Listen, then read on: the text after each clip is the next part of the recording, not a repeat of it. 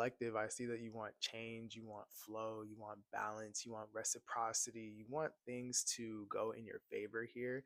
But I'm seeing that there's some sort of control issue that needs to be taken care of so that you can actually have that. The devil card represents restriction, it represents playing it small, it can represent toxicity as well, but it's a feeling of going nowhere very fast. And with it next to the Wheel of Fortune, which could be a change of circumstances and an upswing of your luck, but it also represents cycles.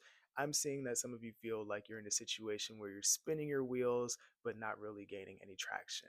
And this all has to do with the way that you express or don't express your Knight of Cups energy. And the Knight of Cups energy is how you take emotion through the world. So this could be expressing love, expressing compassion. This could be grand gestures. It's something that's emotional in nature. And I'm getting that there are two groups of you. There's a group of overfunctioners.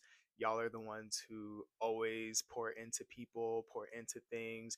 You're there when people need you. You're loving, you're compassionate, you're doing all of these things, but your efforts might be misplaced. And then there's another group of you who just isn't in touch with the Knight of Cups energy. This could be a non-use or a misuse of emotion in a way that also gets you stuck.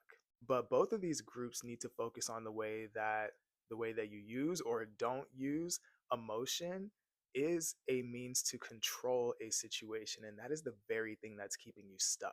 Some of you feel like if you try a little harder, if you perform a little more, if you show someone how much you care, that it'll change something, and that's not how that works. Others of you feel like you don't want to get got, you don't want to be caught being vulnerable, you don't want to get hurt, you don't want to get left, so you don't use your heart at all, and that's why you get stuck.